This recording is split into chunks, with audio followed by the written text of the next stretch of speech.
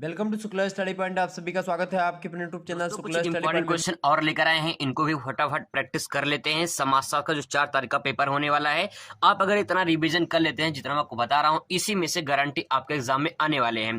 क्योंकि दोस्तों एक सब्जेक्ट नहीं है, 2 सब्जेक्ट नहीं है जिसके बारे में बताऊं और आया ना हो। जितने सारे सब्जेक्ट आपकी, चाहे भूगोल की बात हो, शिक्षा शास्त्र, नागरिक शास्त्र, अर्थशास्त्र, इतिहास के बारे में बात हो, गृह विज्ञान के बारे में बात हो, इन सब के बारे में जितने मैंने इंपॉर्टेंट क्वेश्चन बताए हैं, उसमें ज्यादा से ज्यादा क्वेश्चन आया हुआ एग्जाम में। ठीक है, अगर आपको विश्वास ना हो तो जाके वीडियो लिस्ट में देख लीजिए और आप पेपर मिला लीजिए, आपको विश्वास हो जाएगा। तो वहां पे दोस्तों जो इंपॉर्टेंट क्वेश्चन बताया था वहां पे आया हुआ एग्जाम में, तो यहाँ पे कुछ इंपॉर्टेंट क्वेश्चन है समाजशास्त्र में भी, मैं उससे बता दे रहा हूं। बस आपको इसको प्रैक्टिस कर लेना, मैं पूरी कोशिश करता हूं कि आपको आसानी से याद हो जाए। इसीलिए मैं जो वर्ड लिखता हूं वो किताबी भाषा नहीं होती, बल्कि कुछ कंटेंट उसके में लेकर आपको ऐसे प्रोवाइड कराता हूं ताकि आपको आसानी चीजें याद हो जाएं। चलिए शुरू करते हैं, फटाफट रिवीजन कर लेते हैं। पहला क्वेश्चन देखिए, अगर आपसे पूछ लेगा आधुनिकीकरण की विशेषताएं बताइए, या आधुनिकीकरण क्या है इसकी विशेषताएं बताइए, इस टाइप से अगर सवाल पूछ ले तो इसको आंसर कैसे लिखेंगे। देखिए, सबसे पहला आधुनिकीकरण मतलब ये मॉडर्न जमाना हो रहा है, दुनिया बदल रही है, आपको बदलाव देखने को मिल रहा है। समाज कहां से कहां पहुंच गया है, पहले समाज कैसा था, आज समाज कैसा है, उसकी क्या विशेषताएं हैं, पहले समाज में कौन कौन सी बातें, कौन कौन सी घटनाएं होती थी, क्या क्या समाज में होता था और आज के डेट में क्या होता है। एग्जाम्पल की बात करें, जैसे शादी है, शादी में पहले देखा जाए तो शादी जो होता था वो अलग तरीके से होता था, आज के डेट में शादी अलग तरीके से होता है। शादी में अगर डीजे ना जाए तो शादी किसी काम का नहीं लगता है। तो सवाल ये है कि कहीं न कहीं बदलाव देखने को मिल रहे हैं। दोस्तों ध्यान रखिएगा, आप समाजशास्त्र का पेपर देने जा रहे हैं तो समाज की बातें ही आपको ऐड करनी है, समाज से संबंधित शब्दों को लिखना है, तभी आपका आंसर परफेक्ट होगा। समाज में कहीं कि आपको बदलाव जो देखने को मिल रहा है वो क्या हो रहा है, आधुनिकीकरण हो रहा है। देखिए, सब लोग पहले जो है ना शादी वगैरह में जब खाना खिलाते थे तो मेज और टेबल होता था, आपने भी देखा होगा। पहले पहले क्या होता कि नीचे बैठा के एक चटाई बिछा के उस पे लोग खिलाते थे, फिर मेज टेबल आया, फिर बफर सिस्टम आ गया। अब सवाल कहीं कि बदलाव हो रहा है, अगर जिस शादी में बफर सिस्टम ना हो, जो है जयमाल डेकोरेशन वाला होता है वो सिस्टम ना हो, ठीक है, डीजे ना जाए, तो शादी लगता है यार बहुत गरीब घर का शादी है हो रही है। तो कहने का तात्पर्य कि समाज में बदलाव हो रहे हैं, तो यही जो आधुनिकीकरण है, इसी बात को आपको लिखना है। प्रश्न समझ में आ जाएगा तो आप अपने तरीके से अच्छे अच्छे शब्द लिख सकते हो, कोई बहुत बड़ी बात नहीं है। चलिए देखते हैं इसको, आधुनिकीकरण की विशेषताएं बताइए, या इसकी जो है परिभाषा पूछे तो क्या लिख सकते हैं इसमें।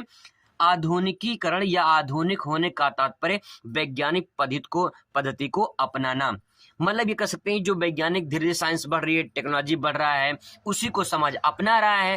पहले मोबाइल फोन नहीं था, मोबाइल फोन आ गया और हर इंसान के पास मोबाइल फोन है, यहाँ तक कि जो एक तरह से जो कूड़ा बिन था उसके पास भी मोबाइल एंड्रॉइड फोन है। तो समाज में कहीं की बदलाव हो रहे हैं, साइंस जैसे जैसे आगे बढ़ रही है, समाज में परिवर्तन देखने को मिल रहे हैं। आगे देखिए, इसमें कहा गया है अपना ये वैज्ञानिक पद्धति को अपनाकर सामाजिक और सांस्कृतिक परिवर्तन है, मतलब सिंपल सी बात कहा जाए कि समाज में जो बदलाव हो रहा है दोस्तों, वही आपको पॉइंट इसमें नोट डाउन करना है, क्योंकि समाज में हमें परिवर्तन देखने को मिल रहा है, हमारे संस्कृति में, हमारे सामाजिक में कहीं की बदलाव देखने को मिल रहा है। कई विद्वानों ने आधुनिकीकरण को सूची तैयार किया है, जैसे कुछ इस तरह से कहा है कि तार्किक अभिवृत्ति का मतलब ये कि इंसान के अंदर जो परिवर्तन हो रहा है, उनके सोचने की क्षमता, बोलने की क्षमता, न कि बोलने का, सब कुछ जो है व्यवहार, उनका आचरण व्यवहार, सब कुछ जो है बदलाव देखने को मिल रहा है। मानवता, अब देखिए मानवता जो शब्द है ये अपने में बहुत बड़ा शब्द है, लेकिन आपको बस इतना समझना कि मानवता कहाँ है, समाज में खत्म हो चुकी है, मानवता नहीं रही है। मानवता का मतलब ये है कि भाई भाई का नहीं हो रहा है, भाई भाई को मार रहा है। तो समाज में क्या हो रहा है, 1 इंच जमीन के लिए भाई भाई को मार दे रहा है, कहाँ गई मानवता। तो ये सब दोस्तों क्या है, मानवता कहीं कहीं धीरे धीरे बदलाव हो रहा है, परिवर्तन देखने को मिल रहा है, वही आधुनिकीकरण बताना चाह रहे हैं। अगला देखिए, प्रौद्योगिकी प्रगति, देखिए साइंस बढ़ रही है, टेक्नोलॉजी बढ़ रही है। आप कृषि में देख लीजिए, कृषि में ऐसी सी मशीनें आ गई हैं कि इंसान को अब तो काम नहीं करना पड़ेगा। तो समाज में कहीं न कहीं बदलाव देखने को मिल रहा है, साइंस बढ़ रही है, साइंस बढ़ने के साथ साथ समाज भी कहीं न कहीं अपने आप में बदलाव कर रहा है। तो प्रौद्योगिकी के साथ साथ समाज भी परिवर्तन हो रहा है, जो समाज में परिवर्तन हो रहा है तो आधुनिकीकरण हो रहा है, सिंपल, ठीक है। आगे देखिए, उच्च सहभागिता का तात्पर्य यह है कि कहीं कहीं जैसे जैसे लोग लोग आगे बढ़ रहे हैं, समाज बढ़ रहा है, साइंस बढ़ रही है, कहीं कि उनकी सहभागिता जो है, एक दूसरे का सहयोग, साथ, ये सब कुछ भी उसमें बदलाव देखने को मिलता जा रहा है। आगे देखिए, सामाजिक आर्थिक राजनीतिक अनुशासन। इसमें कहीं न कहीं सामाजिक आर्थिक राजनीतिक में अनुशासन देखने को मिलता है।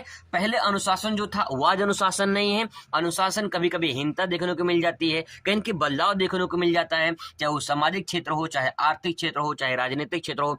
हर इंसान चाहता है बस पैसों की होड़ लगी है, पैसा कमाए, किसी प्रकार से पैसा कमाने की होड़ लगी है। तो समाज में जो अनुशासन है वो कहीं न कहीं उसमें परिवर्तन देखने को मिल रहा है, बदलाव देखने को मिल रहा है कि समाज किस प्रकार से बदल रहा है। सारा जो समाज हमारा है, ये इंसान कहीं के बस एक उसके अंदर भूख है कि भैया पैसा कमाओ, पैसा कमाओ। तो सवाल ये है कि कहीं के समाज में बदलाव देखने को यहाँ पे मिल रहा है। दोस्तों, ये सारी क्रियाएं आप इसमें देख सकते हैं कि आधुनिकीकरण, ये पूरी विशेषताएं हैं। इसी को परिभाषित भी कर सकते हैं। अगर क्वेश्चन पूछ ले तो छाप देना बढ़िया से। दोस्तों, पहले आप प्रश्न समझने की कोशिश करिए, समझ जाएंगे प्रश्न तो आपको आसानी से आंसर खुद याद हो जाएगा, और आसानी से प्रश्न भी जब आप पेपर पढ़ेंगे तो आपको उसका उत्तर भी आसानी से आता चला जाएगा। लेकिन आप पहले प्रश्न ही नहीं समझ पाएंगे क्या पूछना चाह रहा है। देखिए, पश्चिमीकरण का अर्थ बताइए तथा भारतीय समाज पर इसका क्या प्रभाव पड़ा है, अथवा करके पूछ सकता है पश्चिमीकरण क्या है, इसकी विशेषता बताइए। दोस्तों, यहाँ पे ध्यान से थोड़ा समझने की कोशिश करिएगा। दोस्तों, जो मैं बात आपको समझाना चाह रहा हूं बस थोड़ा सा समझने की कोशिश करिए। यहाँ पे लिखा है पश्चिमीकरण, तो पश्चिमीकरण का तात्पर्य क्या है, पहले इसको समझते हैं। दोस्तों, मैं आपको बता दूं, यहाँ पे थोड़ा संसार का मैप देख लीजिए। यहाँ पे देखिए भारत है, ठीक है, यहाँ पे तो भारत है। अगर मैं भारत के इस साइड की बात करूं, इस साइड में, तो ये बायां हो जाएगा। बाएं में कौन सी दिशा हो जाएगी, ये पश्चिम हो जाएगा, ठीक है। ये कौन सी दिशा हो जाएगी, ये पश्चिम हो जाएगा, ठीक है। और इधर कौन सा हो जाएगा, ये पूरब हो जाएगा, ठीक है। इतना तो पता आप सभी को। अब भारत के यहाँ पे अगर बाएं साइड पे देखें तो ये पश्चिम हो जाएगा। तो दोस्तों, यहाँ पे जो देश यहाँ रहेंगे, ये सब जो देश हैं, ये भारत के पश्चिम में आ जाएंगे। अब सवाल ये है कि आप सभी को पता है कि यहाँ पे इंग्लैंड है, तो इंग्लैंड के लोग भारत में आके यहाँ पे बसे थे। यानी जो भारत के लोग यहाँ, मतलब इंग्लैंड के लोग भारत में बसे थे, तो ये पश्चिम के लोग यहाँ पे आके भारत में बसे थे। तो इनका जो बसना यहाँ पे था, इनकी संस्कृति, इनके आचरण, व्यवहार, बोलचाल, सब कुछ यहाँ पे छोड़कर चले गए। अंग्रेजों की देन यहाँ पे है एजुकेशन, शिक्षा, और बहुत कुछ यहाँ पे छोड़कर चले गए अंग्रेज ने। तो यहाँ पे दोस्तों पश्चिमीकरण हुआ है।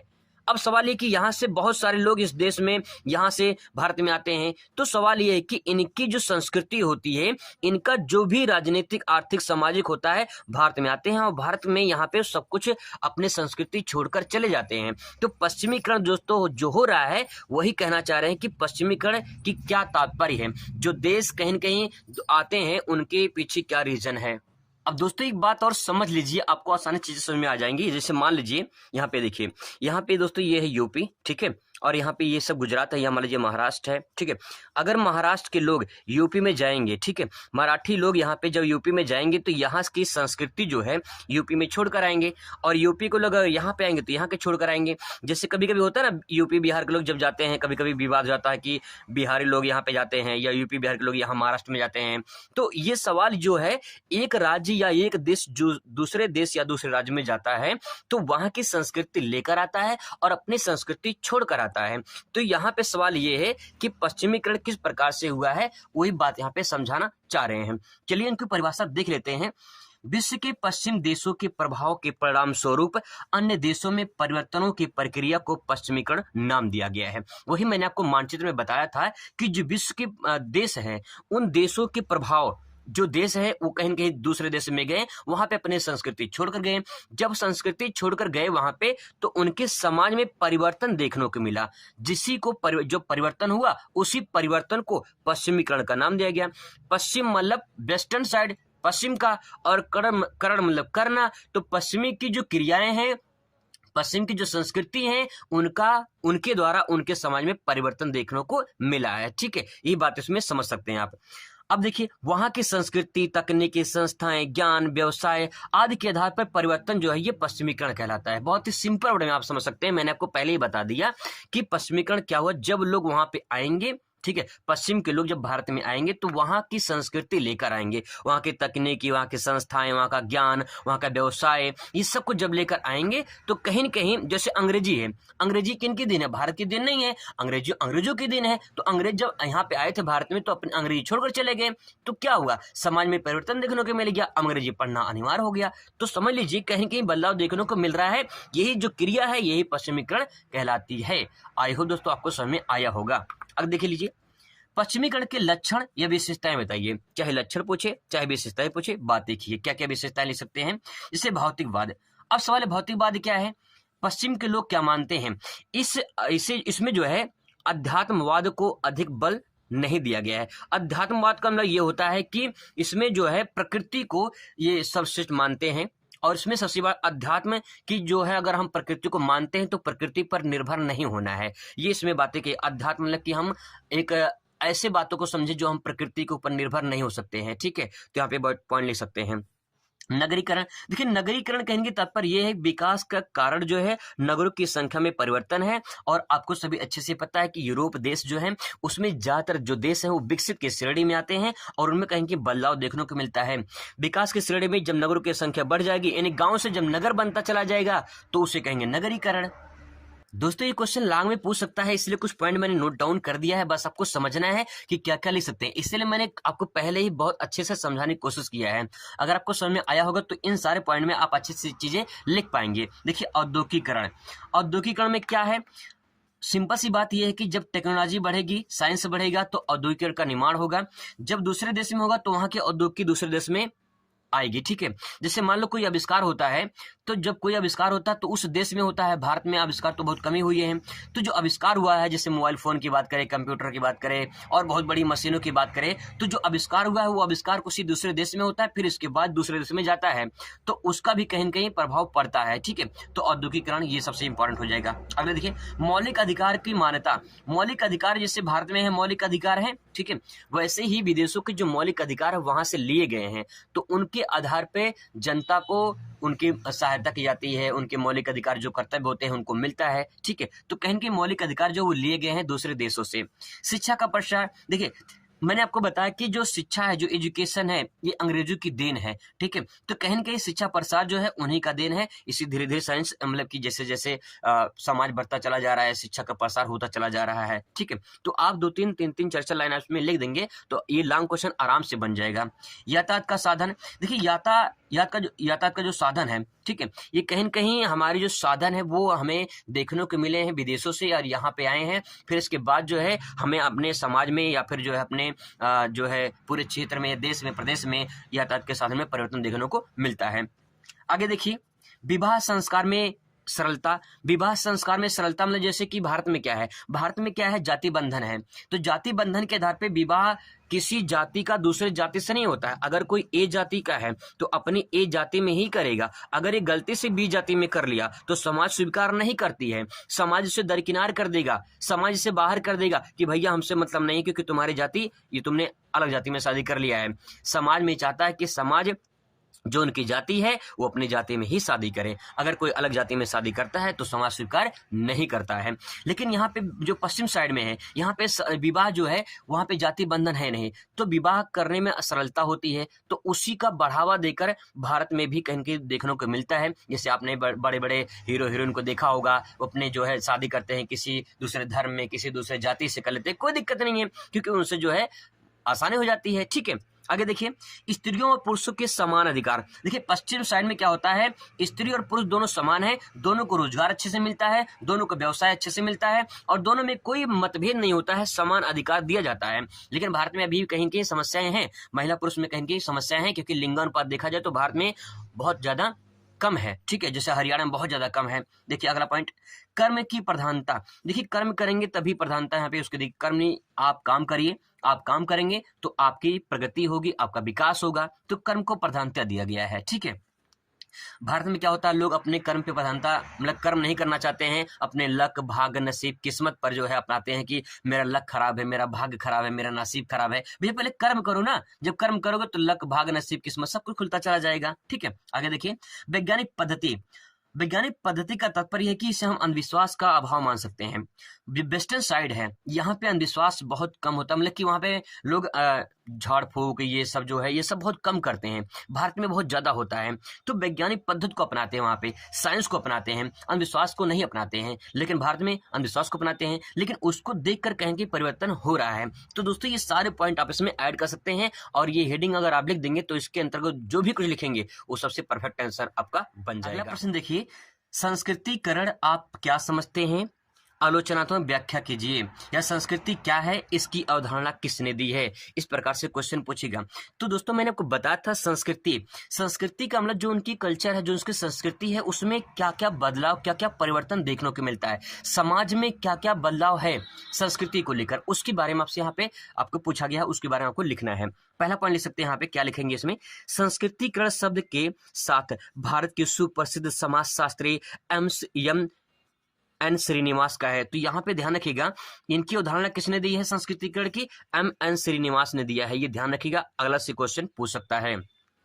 अब इसके बारे में क्या लिख सकते हैं, संस्कृतिकरण का अभिप्राय उस प्रक्रिया से है जिसमें समाज के निम्न जाति या अन्य या जनजाति अन्य समूह उच्च जनजातियों की जीवन पद्धति आदर्श विचारों का अनुकरण में होता है नकल करना, ठीक है, नकल करते हैं। दोस्तों बस सिंपल वर्ड में आप इतना समझा दूं मैं आपको कि जो है कोई भी देश या कोई भी क्षेत्र या कोई भी प्रदेश है, किसी बड़े देश को या किसी भी छोटे देश को, प्रदेश को, ठीक है, नकल करते हैं। जैसे आप क्या करते हैं, आप भी तो यही करते हैं ना, किसी अच्छे इंसान की नकल करते हैं। तो जब उस अच्छे इंसान की जब नकल करते हैं तो आप अपने अंदर उसकी अच्छाइयां भरने की कोशिश करते हैं।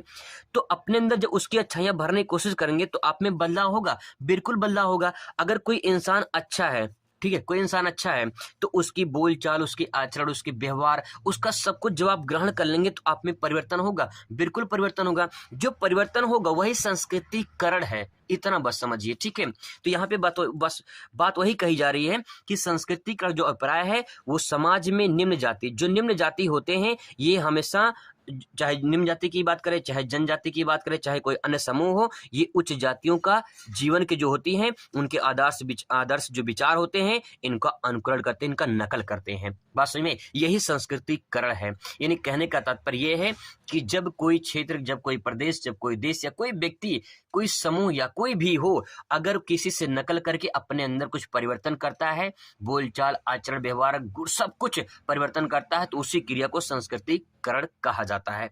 किसने अवधारणा दिया है? ये एन श्रीनिवास को, इसको ध्यान रखा है। बाकी आसानी से क्वेश्चन को तैयार कर सकते हैं। अगला पॉइंट लिख सकते हैं, संस्कृतिकरण की आलोचना तो व्याख्या कीजिए। इसके बारे में अगर आपसे यहाँ पे पूछ ले तो यहाँ पे हेडिंग डालेंगे, संस्कृतिकरण की आलोचना तो व्याख्या, क्या क्या आलोचना की गई है समझ लेते हैं।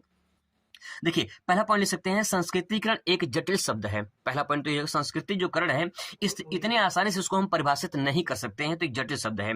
इसकी प्रक्रिया को समझना उतना आसान नहीं है जितना इसकी प्रक्रिया से लगता है। तो ये जो प्रक्रिया, मतलब की बातें कही गई संस्कृतिकरण की, हाँ इसको हम ऐसे कर सकते हैं, तो इसमें बातें कही गई है कि संस्कृति को समझना आसान नहीं है। भले से लगता कि हाँ ये प्रक्रिया आसान है, लेकिन आसान नहीं है, तो ये जटिल शब्द है।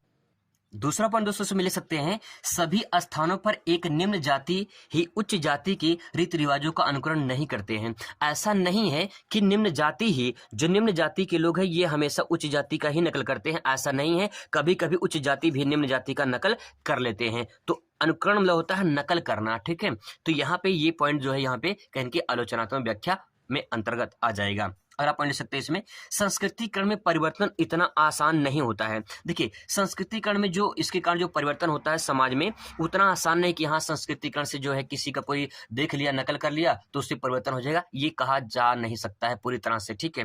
पॉइंट है, भारतीय समाज जातियों के कारण संस्कृतिकरण कठिन समस्या है। भारत में जो जाति है, जाति बहुत बड़ी समस्या है, जिसके कारण संस्कृति नहीं हो पाती, संस्कृतिकरण नहीं हो पाता है, एक संस्कृति दूसरे संस्कृति में ट्रांसफर नहीं हो पाती है। तो ये जाति जो है ये सबसे बड़ा जाति बंधन वाला ये सबसे बड़ी समस्या है। आगे देखिए, संस्कृतिकरण से समाज में अलग विचारधारा देखने को मिलती है जो सामाजिक से परे है। मतलब कि जो संस्कृति है इसमें जो समाज के लोग रहते हैं इनकी विचारधारा अलग अलग टाइप की होती है, तो कहें कि वो सामाजिक कभी परे हो जाती है, मतलब समाज में कभी भी फिट नहीं बैठती है। तो ये पॉइंट उसमें आप ऐड कर सकते हैं। अगला प्रश्न देखिए, पंथ निरपेक्षीकरण क्या है? पंथ निरपेक्षीकरण या धर्म निरपेक्षीकरण क्या है, इसके बारे में से पूछ सकता है। चाहे पंथ निरपेक्षीकरण पूछे चाहे धर्म निरपेक्षीकरण पूछे, बात एक ही होता है। भारतीय संविधान में सभी धर्मों को समान माना गया है, सभी को अपने धर्म का मानने का अधिकार दिया गया है। तो दोस्तों यहाँ पे जो बातें कही जा रही है वो धर्म को लेकर कही जा रही है कि धर्म, भारतीय संविधान की नजर में सभी धर्म, हिंदू, मुस्लिम, सिख, ईसाई सब समान है, लेकिन किसी भी को आधिकारिक जो है दर्जा नहीं दिया गया है। सभी को अपने धर्म मानने का अधिकार है, अपने धर्म का प्रचार प्रसार कर सकते हैं, उसको मान सकते हैं, लेकिन संविधान में किसी धर्म को जो है वो आधिकारिक दर्जा नहीं दिया गया है। आगे ले सकते हैं, पंथ निरपेक्षीकरण की प्रक्रिया में जो कुछ पहले माना जाता था अब उसमें परिवर्तन देखने को मिलता है, लेकिन आज समाज, धर्म, जाति, क्षेत्र आदि के कारण अलगाव के रूप में दिखाई देता है। दोस्तों यहाँ पे बातें जो कही कि संविधान में सभी धर्म समान है, सभी को अपने धर्म मानने का अधिकार है, लेकिन यहाँ पे अब क्या होता है, धर्मवाद होता है। मैं इस धर्म का हूँ, मैं उस धर्म का हूँ, मैं इस धर्म का हूँ। धर्मवाद में लड़ाई होती रहती है, क्षेत्रवाद में लड़ाई होती रहती है, जातिवाद में लड़ाई होती रहती है। तो ये पंथ निरपेक्षीकरण या धर्म निरपेक्षीकरण नहीं है। तो वही बात यहाँ पे कही गई है कि समाज में जो धर्म है, जाति है, क्षेत्र है आदि के कारण हमें अलगाव देखने को मिलता है। ये पूरा का प्रक्रिया जो है ये पंथ निरपेक्षीकरण कहलाता है। दबाव समूह का क्या अर्थ है? दोस्तों थोड़ा समझ लीजिए, मैं आपको अच्छे से पूरा समझा दूंगा दबाव समूह क्या है। पहले थोड़ा परिभाषा पढ़ लेते हैं। समाज में कुछ संगठित समूह अपने अपने हितों की सुरक्षा के लिए, यानी समाज में कुछ ऐसे संगठित समूह बनाए गए हैं जो अपने हितों की सुरक्षा के लिए शासन जो सरकार है हमारी, उस सरकार पर ऐसे कानून को पारित करने, यानी ऐसे कानून को लगाने के लिए या ऐसी नीति का अनुसरण करने के लिए दबाव डालते हैं जिन्हें समूह अपने हितों की रक्षा कर सके। राजनीतिक शास्त्र में इसे दबाव समूह कहा जाता है। दोस्तों इस बात को आप बहुत सिंपल तरीके से ऐसे समझ सकते हैं, जैसे मान लीजिए आपका समाज है, ठीक है, आपका समाज है, उस समाज में कुछ संगठन के लोग रहते हैं, ठीक है, आपने समूह बना लिया, एक संगठन बना लिया। किसके खिलाफ? आपने संगठन बनाया कि हमारे अगर समाज की भलाई नहीं होगी तो हम सरकार के खिलाफ हल्ला बोल बोलेंगे, ठीक है, हल्ला बोल। अब भैया सरकार, शासन, इन्हें जो शासन में है सरकार, उसके खिलाफ हम जो है दबाव डालेंगे कि भैया हमारे यहाँ काम करो, कि हमारा काम नहीं हो रहा है। तो जो समाज के लोग हैं, जो समाज के समूह बनाए गए हैं, ये समाज के लोग जब सरकार पर दबाव डालेंगे कि सर हमारे यहाँ भैया काम नहीं हो पा रहा है तो इसको काम करवाइए, अपने हितों की सुरक्षा के लिए जब सरकार पर दबाव डालेंगे, तो जो दबाव डालेंगे यही दबाव समूह कहलाएगा, क्योंकि दबाव किसके द्वारा डाला जा रहा है? इस संगठन के द्वारा, इस समूह के द्वारा, तो इसी को दबाव समूह कहा जाता है। ठीक है, आप इस बात को और थोड़ा समझने की कोशिश करिए। जैसे मान लीजिए आपके गांव के, आपके क्षेत्र के, जो आपके क्षेत्र होगा, विधायक जी हैं, आपके विधायक जी हैं और आपके एरिया में सड़क नहीं बन रहा है। आपने कई बार जाके बताया कि सड़क नहीं बना, सड़क बहुत ज़्यादा खराब हो चुकी है, बरसात में दिक्कत होती है। तो आपका जो गांव का समूह है, जो समाज के लोग हैं, अब क्या करेंगे, सरकार पर, यानी जो आपके विधायक जी हैं उन पर दबाव डालेंगे। जब दबाव डालेंगे तो दबाव किसके द्वारा डाला गया है? इन समूहों के द्वारा। किसके खिलाफ? शासन के खिलाफ। तो ये जो दबाव है, ये समूह, दबाव समूह तब कहलाता है जब ये समूह मिलकर सरकार के खिलाफ कोई प्रेशर डाले, दबाव डाले। ठीक है, तो इसी बात को समझ सकते हैं कि ये दबाव जो सरकार पे डाला जा रहा है और किसके द्वारा? समूह के द्वारा। तो इसे कहते हैं दबाव समूह। ठीक है, वही बात यहाँ पे कही गई है कि अपने हितों की रक्षा के लिए जब समूह या संगठन अपने हितों की रक्षा के लिए शासन पर कानून पारित करवाने के लिए या ऐसी नीति का अनुसरण करने के लिए दबाव डाले, तो इसी को दबाव समूह कहा जाता है। ठीक है, आगे देख लीजिए। पूछ लेगा संदर्भ समूह किसे कहते हैं? अगर पूछता है संदर्भ समूह किसे कहते हैं तो आप इसमें 2 लाइन में लिख सकते हैं। देखिए, आप हिंदी में लिखते हैं संदर्भ प्रसंग व्याख्या लिखते हैं ना, तो संदर्भ मतलब कि मेन मुख्य बातें लिख रहे हैं, तो वही मुख्य बातें यहाँ पे ऐड करनी है। जैसे एक संदर्भ समूह एक ऐसा समूह अथवा व्यक्ति होता है जो अपने समूहों के व्यवहार, आचरण, मनोवृत्ति को निर्धारण कर सके। दबाव समूह के यहाँ पे थोड़ा अलग है। ये समूह जो कहना चाह रहा है वो ये है कि ऐसा व्यक्ति या समूह जो अपने समूह को व्यवहार के लिए, भाई अपने कोई समूह बनाया है, उस समूह के आचरण के लिए, व्यवहार के लिए, उसके जो है मनोवृत्ति के लिए जो भी आप निर्धारण कर रहे हैं कि आपका समूह कैसे आगे बढ़ेगा, समाज में कैसे भलाई होगी उसकी, उसको ही संदर्भ समूह कहा जाता है। आगे दोस्तों बहुत ही महत्वपूर्ण प्रश्न है, ध्यान रखिएगा उसको। आरटीआई के बारे में पूछ सकता है। सूचना का अधिकार आरटीआई अधिनियम कब पारित हुआ था और इसका क्या तात्पर्य है? तो सूचना के अधिकार में अगर आपसे पूछ लेगा तो उसे कैसे लिखेंगे? पहला कुछ महत्वपूर्ण पॉइंट लिखेंगे। जैसे यहाँ आपसे पूछ लेगा 15 जून 2005 को इस अधिनियम को पारित किया गया था, यानी आरटीआई कब पारित हुआ था? तो आरटीआई पारित हुआ था 15 जून 2005 को। ये अति लघु में बहुविकल्पीय में सवाल दोस्तों पूछ सकता है, ध्यान रखिएगा। राइट टू इन्फॉर्मेशन सूचना का अधिकार जो है 15 जून 2005 को पारित हुआ था, लेकिन लागू नहीं हो पाया था। लागू हुआ था 12 अक्टूबर 2005 को, संपूर्ण धाराओं के साथ ये लागू कर दिया गया। तो दो सवाल बनेंगे, पारित कब हुआ था? 15 जून 2005 को। लागू कब हुआ? 12 अक्टूबर 2005 को। ठीक है, अब इसके बारे में देखिए कि सूचना अधिकार क्या है। सूचना का जो अधिकार है, सूचना का अधिकार का तात्पर्य सूचना पाने का अधिकार है। ठीक है, जो सूचना अधिकार कानून लागू करने वाला लास्ट अपने नागरिकों को प्रदान करता है। मतलब ये है कि जो सरकार या कानून जो बनाए जाते हैं वहां से सूचना प्राप्त करने का जनता को अधिकार है, समाज को अधिकार है। तो यही बात इसमें कही गई कि सूचना का अधिकार आपका पाने का अधिकार है। ठीक है, तो यहाँ पे ये कब लागू किया गया था और जो है कब पारित हुआ था, क्या है, इसके बारे में थोड़ा सा आपको समझ लेना कि ये आरटीआई सूचना का अधिकार क्या है। दोस्तों ये प्रश्न आपको तैयार कर लेना है, क्योंकि यहाँ से जो क्वेश्चन बना है वो ग्राम पंचायत के 3 दायित्व पूछा है। ग्राम पंचायत का मतलब कि आपके गांव के जो प्रधान जी होते हैं उनका काम क्या है, ग्राम पंचायत के बारे में 3 दायित्व उनका काम क्या है ये लिखना है। अगर पूछ ले पंचायती राज व्यवस्था के मुख्य विशेषताओं का उल्लेख कीजिए, तो पंचायती राज व्यवस्था में देखिए इसमें क्या आ जाता है। एक तो ग्राम पंचायत आएगा, दूसरा आपने क्षेत्र पंचायत के बारे में सुना होगा। ठीक है, क्षेत्र पंचायत, इसमें क्षेत्र पंचायत आ जाएंगे। ठीक है, और इसमें तीसरा जो आएगा वो आएगा जिला पंचायत। ठीक है, आपने सुना होगा जिला पंचायत सदस्य जो होते हैं, ठीक है, जिला पंचायत अध्यक्ष होते हैं, तो जिला पंचायत हो जाएगा ये। ठीक है, तो ग्राम पंचायत पहला, क्षेत्र पंचायत दूसरा और जिला पंचायत तीसरा, तो त्रिस्तरीय पंचायती राज व्यवस्था के रूप में जाना जाता है। ग्राम पंचायत, क्षेत्र पंचायत, जिला पंचायत। ग्राम पंचायत का जो मुखिया होता है वो ग्राम प्रधान होता है। क्षेत्र पंचायत का जो मुखिया होता है वो जो होता है ब्लॉक प्रमुख होता है। इसमें जो क्षेत्र पंचायत के जो सदस्य होते हैं वो बीडीसी होते हैं। ठीक है, बीडीसी ब्लॉक डेवलपमेंट काउंसिल होते हैं, उनको बोलते हैं। जिला अध्यक्ष या जिला जो पंचायत के जो सदस्य होते हैं वो जिला अध्यक्ष को चुनाव करते हैं, तो जिला अध्यक्ष बनते हैं। तो यहाँ पे 3 जो है पंचायती राज व्यवस्था है, जो यहाँ पे आप इसको आराम से ले सकते हैं, बहुत सिंपल है। दोस्तों ये प्रश्न थोड़ा सा आपको देख लेना है एक बार, बस कुछ करना नहीं है, सिंपल है। राजनीतिक दल को परिभाषित कीजिए, उनके कार्यों को उल्लेख कीजिए। राजनीतिक दल जैसे बीजेपी है, सपा है, बसपा है। ठीक है, तो यहाँ पे जो ये पार्टी है, इन पार्टी को जो है राजनीतिक दल के बारे में परिभाषित करना है, उनके कार्य क्या होते हैं ये लिखना है। ठीक है, राजनीतिक दल, दबाव समूह और लोकतांत्रिक राजनीति को स्पष्ट कीजिए, इस प्रकार से भी क्वेश्चन पूछ सकता है। तो दबाव समूह मैंने डाल दिया, मैं यहाँ पे आपको बता दिया है, इसको आपको थोड़ा सा तैयार कर लेना है, देख लेना बस फटाफट, ज्यादा कुछ नहीं है इसमें खास। ठीक है, लोकतंत्र से आप क्या समझते हैं? जनता के द्वारा चुना गया सरकार लोकतंत्र कहलाता है। बस सिंपल वर्ड में लिख सकते हैं कि जनता के द्वारा चुना गया सरकार लोकतंत्र कहलाता है। अब्राहम लिंकन ने कहा है जनता के लिए जनता के द्वारा सरकार लोकतंत्र कहलाता है। बहुत सिंपल, आसानी से ले सकते हैं, आपको आसानी से 2 नंबर मिल जाएगा।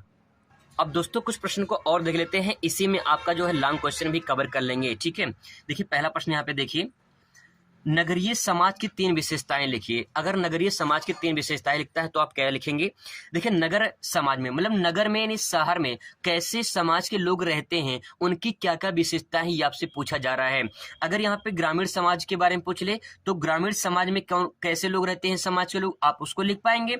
नगर में यानी शहर में कैसे लोग रहते हैं, उनकी बातें यहाँ पे लिखनी है। तो देखिए क्या क्या लिख सकते हैं इसमें। पहला पॉइंट नोट डाउन करेंगे, नगरीय समाज में जनसंख्या धनी होते हैं। धनी होने के कारण प्रति वर्ग किलोमीटर पर जनसंख्या घनत्व बहुत अधिक होता है। यहाँ पे पहला पॉइंट लिखेंगे, जनसंख्या जो होती है ये धनी होते हैं। दूसरा, यहाँ पे जनसंख्या कैसी होती है, जनसंख्या घनत्व बहुत ज्यादा होती है, क्योंकि एक ही क्षेत्र में बहुत ज्यादा लोग बसे होते हैं। ठीक है, दूसरा पॉइंट ले सकते हैं, नगरों में विभिन्न धर्मों, मतों, संप्रदाय, जातियों, वर्गों, प्रजातियों, भाषाओं एवं प्रांतों से संबंधित लोग रहते हैं। तो यहाँ पे दोस्तों सिंपल कह सकते हैं, नगर में जो बसाव होता है समाज का वो किसी भी धर्म का, किसी भी जाति का, किसी भी संप्रदाय का हो सकता है। वहां पे एक गुट में, एक समूह में लोग रहते हैं, ये विशेषता हो जाएगी। अगला देखिए, नगरीय समाज में औपचारिक और द्वितीयक संबंधों की प्रधानता होती है। द्वितीयक संबंध और औपचारिक का मतलब ये होता है कि द्वितीयक मतलब कि यहाँ पे लोग रोजगार में लगे होते हैं। ठीक है, रोजगार में लगे होते हैं और उद्योग में संबंधित जो है कार्य करते हैं। ठीक है, द्वितीय का जो है वो उद्योग में आ जाता है। तो यहाँ पे ध्यान रखकर नगरीय समाज लोग रहते हैं, ये ज्यादातर उद्योग में और रोजगार में लगे होते हैं, इसकी विशेषता हो जाएगी। अगला प्रश्न देखिए, बहुत ही महत्वपूर्ण प्रश्न है ये। प्रबल सांप्रदायिकता से क्या क्या हानियां हैं? सांप्रदायिकता को दूर करने के लिए कुछ व्यवहारिक सुझाव दीजिए, अथवा सांप्रदायिकता निवारण के लिए सुझाव दीजिए। इसका उत्तर देख लीजिए। सांप्रदायिकता आज भारतीय समाज के लिए कलंक है। कैसे कलंक है, किस प्रकार से है, अभी आपको आगे पता चल जाएगा। तथा राष्ट्रीय एकता एवं अखंडता के सामने सबसे बड़ी चुनौती है। इसके प्रमुख दोष निम्नलिखित हैं। अब दोस्तों किस प्रकार से है, इसको थोड़ा समझने की कोशिश करते हैं। देखिए, पहला पॉइंट नोट डाउन कर सकते हैं। राष्ट्रीय एकीकरण में बाधक। राष्ट्रीय एकीकरण में बाधक किस प्रकार से है? सांप्रदायिकता का सबसे बड़ा दोष यह है कि यह राष्ट्रीय एकीकरण में सबसे बड़ी रुकावट है। दोस्तों इसका मतलब यह है कि अलग अलग संप्रदाय के लोग जो होते हैं, कहीं न कहीं समस्या खड़ी हो जाती है जब अलग अलग संप्रदायों का मत अलग अलग होता है, उनके विचार अलग अलग होते हैं। जब मत नहीं मिलेगा, विचार नहीं मिलेगा, तो राष्ट्रीय एकीकरण नहीं हो पाएगा, क्योंकि एक संप्रदाय कुछ चाह रहा है और एक संप्रदाय कुछ चाह रहा है। जैसे कहीं की राजनीति में होता है, राजनीति में एक जो है एक राजनीतिक दल कुछ चाह रहा है और एक राजनीतिक दल कुछ चाह रहा है, तो कहीं न कहीं समस्या खड़ी जाती है एक अच्छी सरकार बनाने में। ठीक है, तो वहां पे है सांप्रदायिकता का तात्पर्य यही हो जाएगा कि जो अलग अलग संप्रदाय के लोग हैं, अगर इनके विचार अलग होंगे, इनकी भावनाएं अलग होंगे, इनके मत अलग होंगे, तो कहीं की राष्ट्रीय एकता में एक बहुत बड़ा बाधक बनता चला जाएगा। तो इस पॉइंट को इसमें नोट डाउन कर सकते हैं। अगला पॉइंट है राष्ट्रीय सुरक्षा का खतरा। राष्ट्रीय सुरक्षा का खतरा है, कैसे? सांप्रदायिकता राष्ट्रीय सुरक्षा को भी खतरे में डाल देती है, क्योंकि इसमें अनेक समस्याएं जैसे क्षेत्रीयवाद, भाषावाद आदि को प्रोत्साहन मिलता है। अलग अलग संप्रदाय के जो लोग होते हैं, मैंने बताया था आपको कि संप्रदाय में अलग अलग लोग रहते हैं, जैसे कि भाषा के आधार पर, क्षेत्र के आधार पर, जाति के आधार पर, धर्म के आधार पर। तो कहीं न कहीं जो संप्रदाय अलग अलग बटी होती, चाहे भाषावाद की बात करें, चाहे क्षेत्र के आधार पर बात करें, तो जो समस्या है कि इनका अलग अलग बटा होना, जब अलग अलग बटे रहेंगे तो राष्ट्रीय एकीकरण नहीं होगा, राष्ट्र की सुरक्षा नहीं होगी। ठीक है, तो वो पॉइंट यहाँ पे नोट डाउन कर सकते हैं। आगे ले सकते हैं राष्ट्रीय विघटन का प्रोत्साहन। विघटन मतलब अलग अलग होना, बट जाना। जैसे जब कोई देश किसी देश से अलग होता है, जैसे भारत पाकिस्तान में जब बंटवारा हुआ था, तो संप्रदाय अलग अलग था, इसलिए तो बंटवारा हुआ।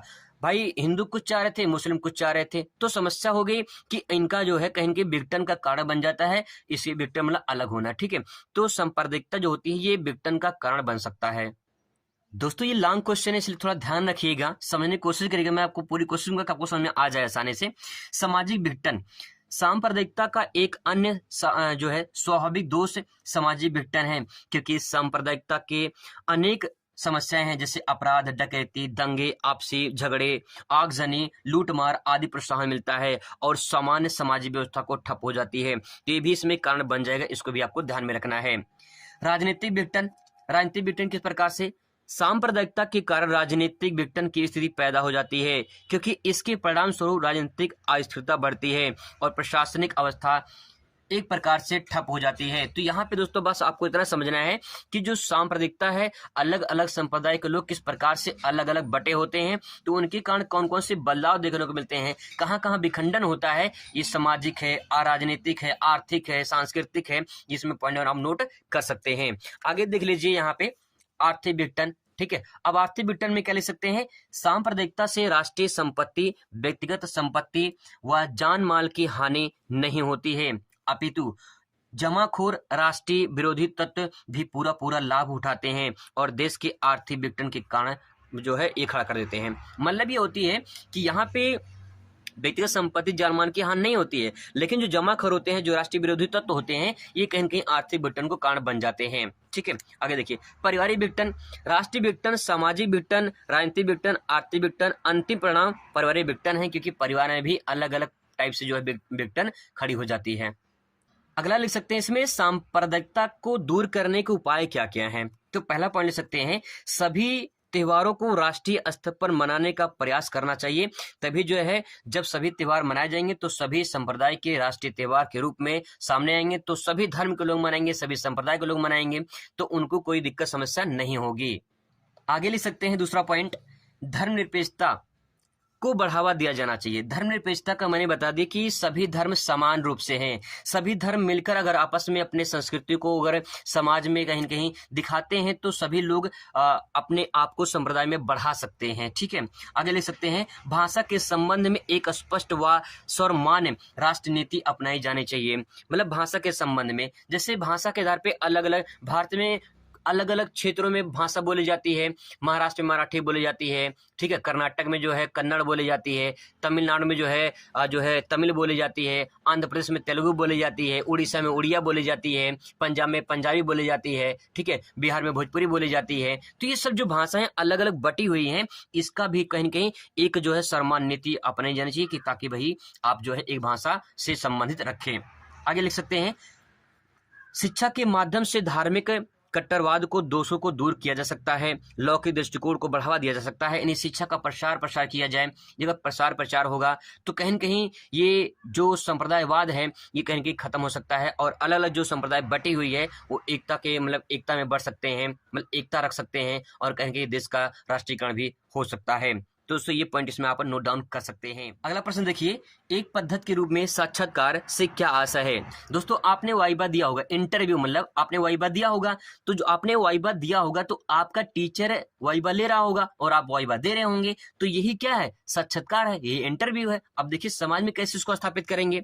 साक्षात्कार सामाजिक अनुसंधान की वह पद्धति है जिसके द्वारा साक्षात्कारकर्ता वार्तालाप के द्वारा सूचनादाता के विचारों भावनाओं को प्रवेश करके तथ्यों को संकलन करता है। दोस्तों बात ये कहना चाह रहे हैं कि साक्षात्कार समाज में कैसे स्थापित होता है। तो साक्षात्कार अनुसंधान यानी रिसर्च यानी खोज की एक पद्धति है।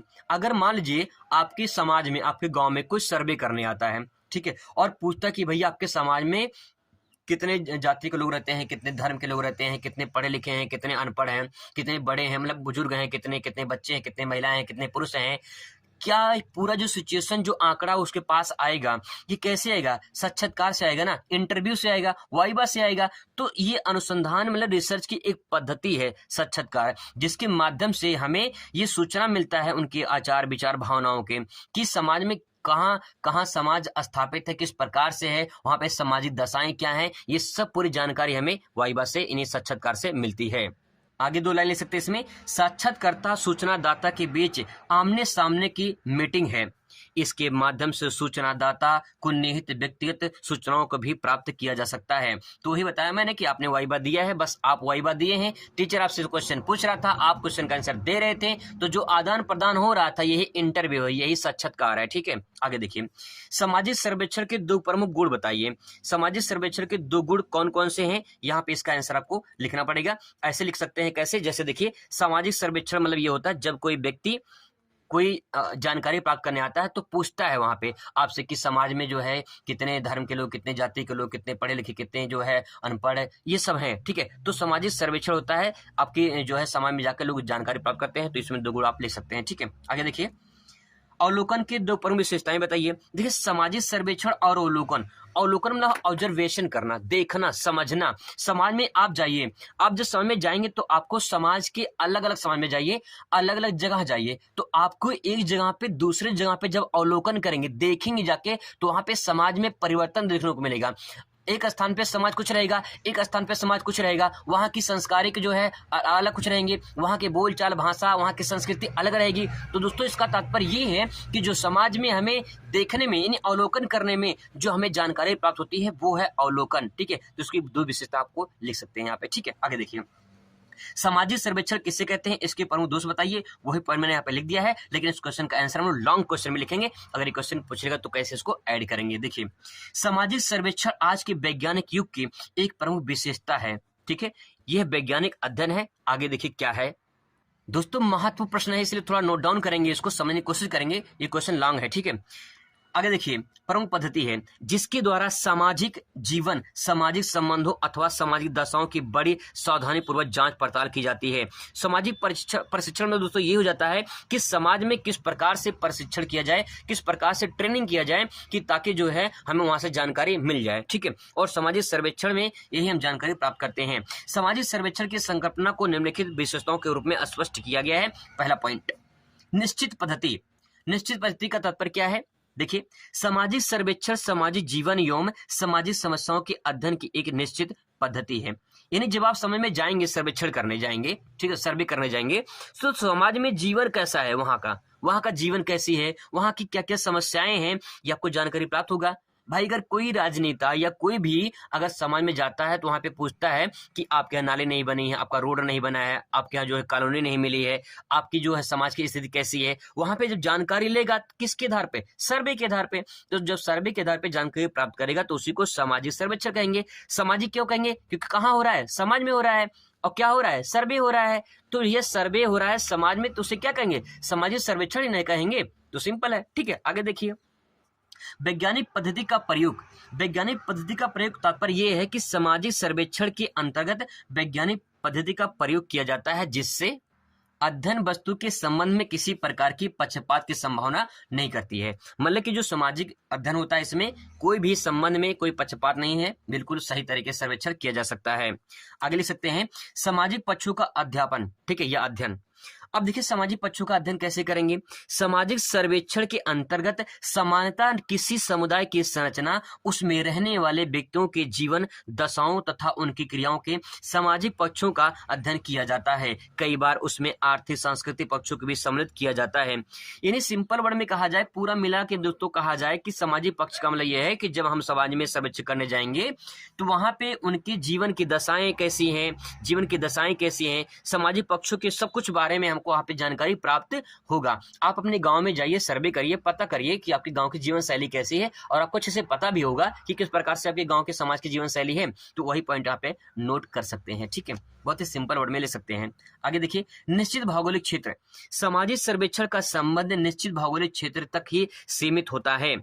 शब्दों में कह सकते हैं सर्वेक्षण के लिए किसी क्षेत्र विशेष में रहने वाले व्यक्तियों के अध्ययन का चयन किया जाता है। मतलब यह है कि जो सामाजिक सर्वेक्षण होगा, भाई समाज अलग अलग बटी रहती है, अलग अलग क्षेत्र से आधार पे बटी रहती है, तो वहां पे जाके हम सामाजिक सर्वेक्षण करते हैं। कहीं पे समाज कुछ रहती है, कहीं पे समाज कुछ रहती है, तो उनके बारे में ही अध्ययन करना ही सामाजिक सर्वेक्षण कहलाता है। आगे लिख सकते हैं सरकारी अध्ययन। सरकारी अध्ययन क्या क्या तात्पर्य है। सामाजिक सर्वेक्षण मुख्य रूप से सरकारी अध्ययन होता है क्योंकि इसमें एक से अधिक सर्वेक्षणकर्ता अध्ययन क्षेत्र में जाकर चुने हुए सूचनादाता से सूचना प्राप्त करते हैं। मतलब है कि सरकारी अध्ययन का मतलब ये है कि जब से मान लो सर्वेक्षण होगा, सर्वे होगा, जब जनगणना होती है तो गांव में लोग आते हैं, गांव में सर्वे करने, समाज में आते हैं लोग सर्वे करने और पूछते हैं कि आपके कितने परिवार में कितने सदस्य हैं, कितने पढ़े लिखे हैं, कितने पढ़े लिखे नहीं है, कितने महिला हैं, कितने पुरुष हैं, कितने बच्चे हैं, कितने बुजुर्ग हैं, इन सब के बारे में चर्चा की जाती है। तो जो वो सूचना प्राप्त लेकर जाते हैं वो सरकारी अध्ययन होता है, ठीक है। आगे देखिए, तुलनात्मक अध्ययन। सामाजिक सर्वेक्षण के अंतर्गत सामाजिक जीवन, सामाजिक घटनाओं के तुलना की जाती है। यानी सामाजिक जीवन कैसा है और समाज में जो घटना घटती है उनमें घटनाओं में जीवन में कैसे कैसे लोग रहते हैं, किस प्रकार से लोग समाज में अपने जीवन यापन करते हैं, उनके बारे में जो है तुलनात्मक अध्ययन किया जा सकता है। तो दोस्तों ये मैंने कुछ इंपॉर्टेंट क्वेश्चन आपको बताए हैं, बस आप इसे रिवाइज जरूर करिए।